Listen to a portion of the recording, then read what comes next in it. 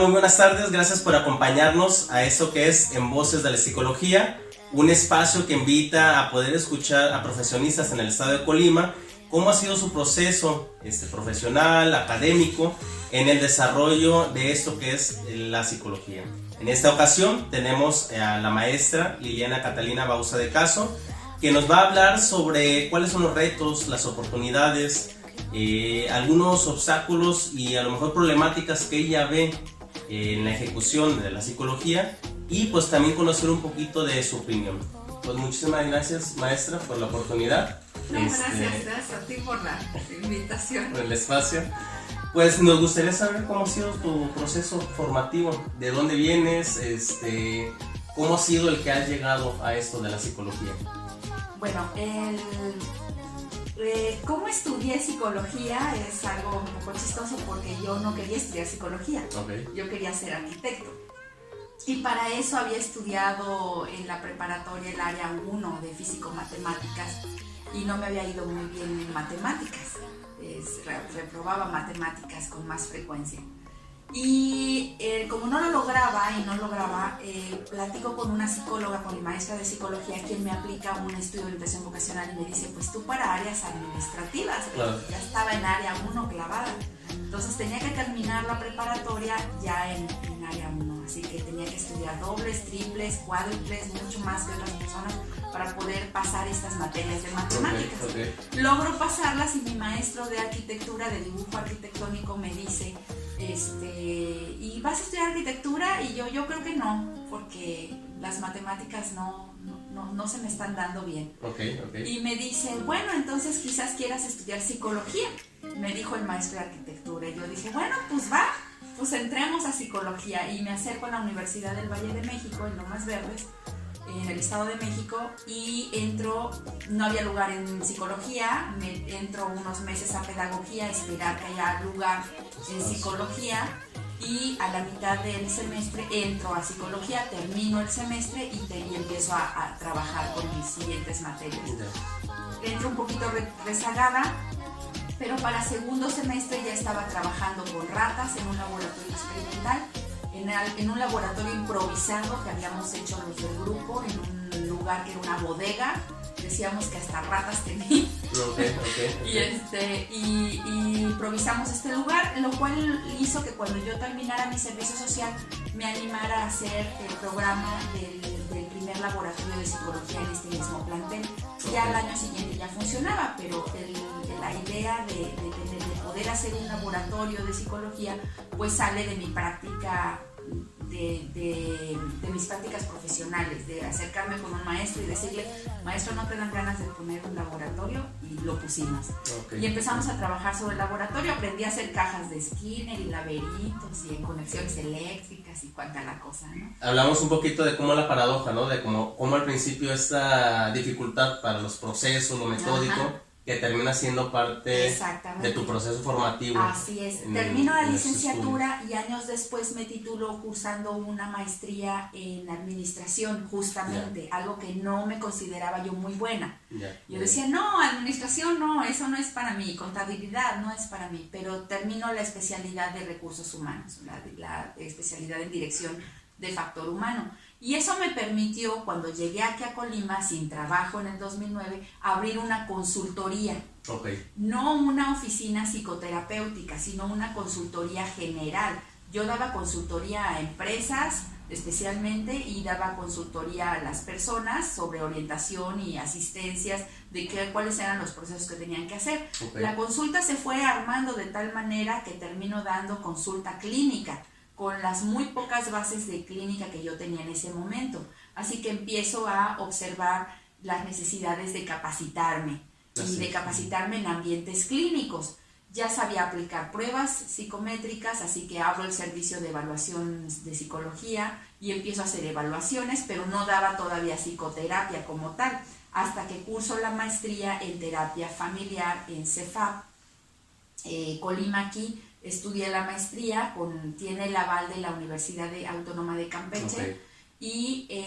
Y termino la maestría y entonces ahora sí ya me siento terapeuta formal.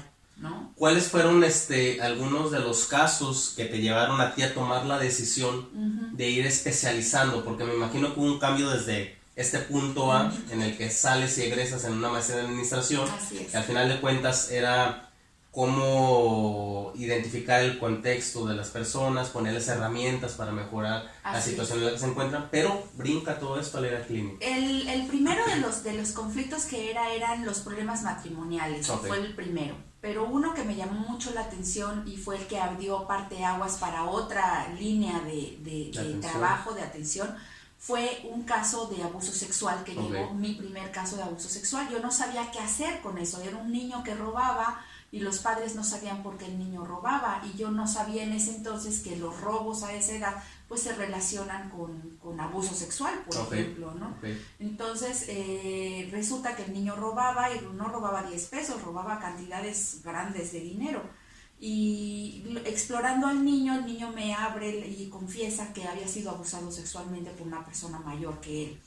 Y lo abrimos con los padres y no sabíamos qué hacer. Les pido, fue la primera vez que yo le pedí a los padres que por favor fueran a levantar una denuncia. Y fue la primera vez que los padres me dijeron que no tenían ni idea de cómo denunciar una situación así. Entonces, viendo esas necesidades de consulta, yo me lanzo a Procuraduría de Niños, y empiezo a investigar, empiezo a hablar con abogados, empiezo a hablar con otros psicólogos, conozco, y ese es mi primer acercamiento con la psicología forense, y me empiezan a llegar, y empiezan a llegar casos así todo el tiempo. Y resulta que la atención para víctimas de abuso sexual y la atención para víctimas de violencia intrafamiliar es un número creciente en la consulta, así que busco especializarme y hago el diplomado en diagnóstico y tratamiento de abuso sexual, y luego hago el diplomado en intervención en crisis, y luego hago la maestría en terapia familiar, y así me voy yendo y profesionalizando estas partes para poder atender las dos partes, la parte del diagnóstico, partes del diagnóstico que yo ya sabía hacer porque ya tenía las pruebas, y partes del tratamiento. Ahora tengo que aplicar el tratamiento, no nada más dar la orientación y la guía y la asistencia de váyale para allá, sino ahora yo misma manejar ese tipo de situaciones.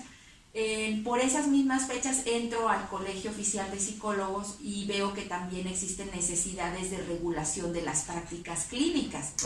Y entonces empiezo a meterme mucho más en ambientes de trabajo ético. Uno de los problemas fuertes en psicología es la iatrogenia. No son voluntarias, por supuesto, pero el grueso de la población, más de la mitad de la población que yo atiendo, vienen de otros consultorios donde no les han dado todos sus derechos, o donde no les respetaron esos derechos y les aplicaron técnicas que terminaron logrando iatrogenias en esos pacientes que después hubo que tratar de resarcir en la consulta.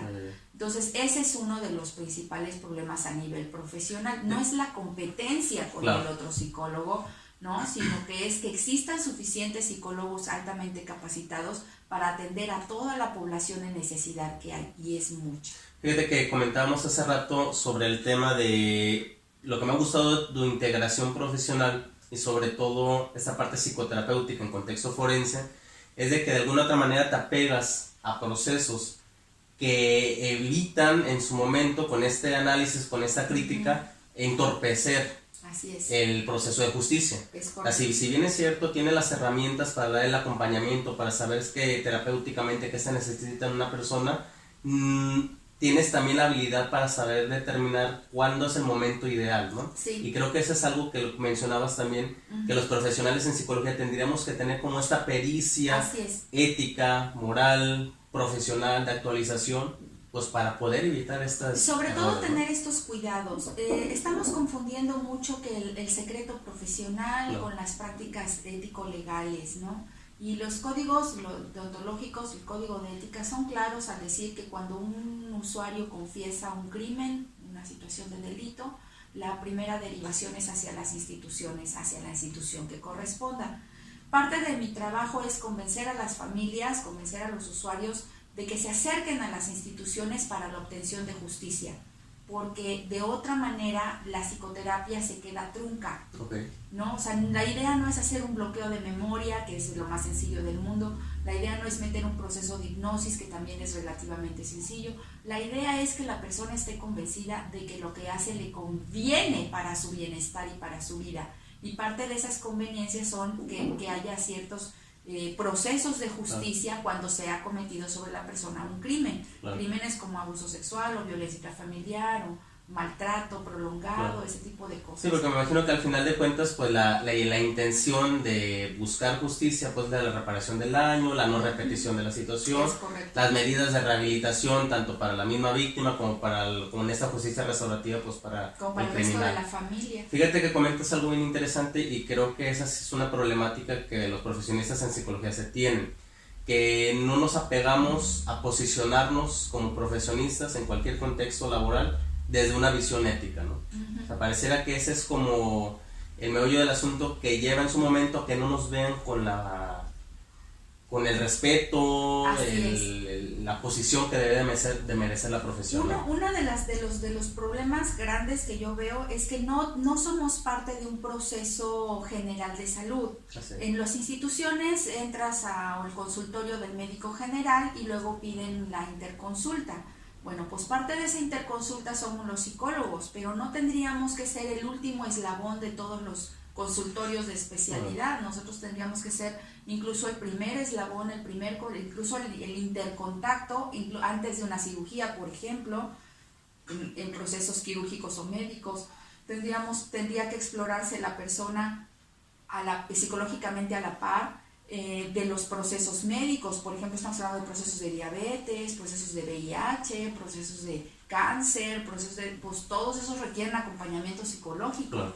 Y no se están tomando, las instituciones no están diciéndole a los usuarios vaya al servicio de psicología como parte obligatoria del servicio, ¿no? O sea, es obligatorio ir a la farmacia por los medicamentos, entonces, pero no es obligatorio ir al psicólogo en los servicios de psicología en este sentido. Entonces, y también está la situación de que esos psicólogos, los que están atendiendo estas poblaciones, no están capacitados, no están especializados ni en cáncer, ni en VIH, ni en diabetes, ni en nutrición, ni en absolutamente nada de estas cosas. Son psicólogos generales. No es como una actualización profesionalizante, exactamente, ¿no? Y entonces se requiere que estos psicólogos, que nosotros también fuimos psicólogos generales, claro, y que los psicólogos generales buscamos estas especialidades en función de evitar los problemas que las personas puedan presentar claro, a lo largo de una intervención terapéutica, las iatrogenias, o de favorecer los procesos integrales de salud. Esa es la otra tirada.